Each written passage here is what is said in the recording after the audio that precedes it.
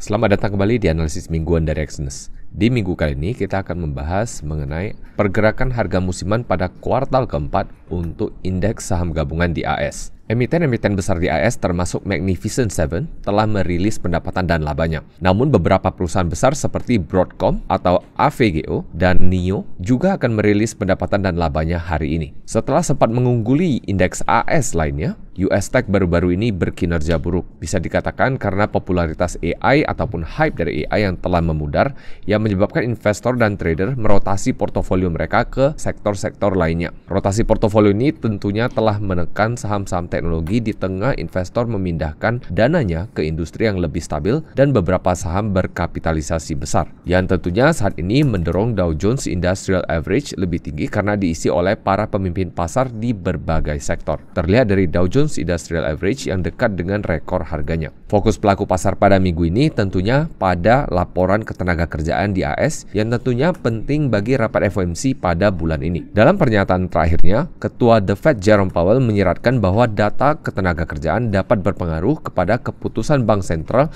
terkait pemangkasan suku bunga. Tentunya salah satu data yang paling penting yaitu non-farm payroll AS terus-menerus telah direvisi dalam rilis terbarunya, membuat pasar ragu terhadap rilis berikutnya yaitu pada hari Jumat ini. Namun revisi signifikan baru-baru ini dapat membatasi perubahan sentimen pasar pada rilis berikutnya pada hari Jumat. Terlihat terdapat revisi sebanyak 818.000 posisi ketenagakerjaan pada bulan lalu. Di samping itu, tingkat pengangguran juga menjadi indikator lainnya yang mana sudah naik berturut-turut selama 5 bulan terakhir. Sehingga ini dapat menjadi indikator lainnya untuk memberikan informasi yang terjadi pada kondisi ketenagakerjaan di AS. Selain itu, informasi lain yang cukup penting yaitu informasi pergerakan harga musiman dari ketiga indeks ini yaitu Dow Jones Industrial Average, S&P 500 dan juga Nasdaq 100. Mari kita lihat. Terlihat bahwa pada bulan September, Dow Jones Industrial Average cenderung bergerak secara volatile yang mana diikuti oleh S&P 500 yang cenderung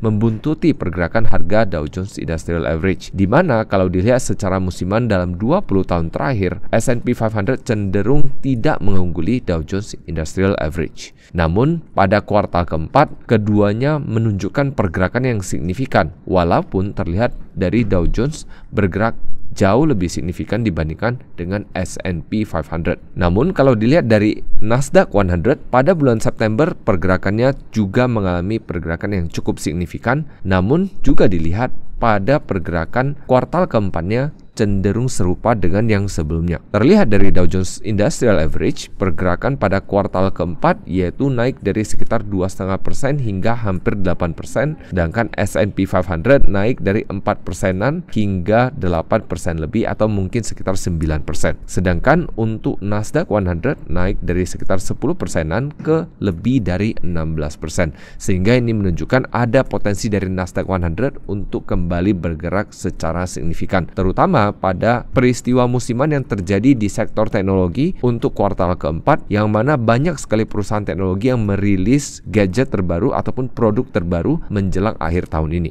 Secara teknikal terlihat bahwa US 30 masih dekat dengan harga rekor tertingginya sehingga masih ada peluang dari US 30 untuk kembali melanjutkan kenaikannya. Saat ini US 30 berada sedikit di bawah kisaran 41.250 yang mana kalau US 30 dapat kembali ke atasnya maka ada peluang US 30 untuk menguji dari resisten potensialnya di kisaran 42.500. Namun apabila US 30 malah melanjutkan koreksi yang lebih dalam, ada peluang US 30 untuk menguji kisaran 40.500 hingga 40.600. Sedangkan untuk US 500 terlihat masih cukup dekat dengan rekor tertingginya, namun terkoreksi mendekati kisaran 5.500. Sehingga apabila US 500 ditutup di bawah 5.500, ada peluang US 500 untuk menguji kisaran 5.375 hingga 5.425. Di sisi lain, apabila US 500 dapat memantul kembali dari kisaran 5.500, ada peluang US 500 untuk kembali menguji kisaran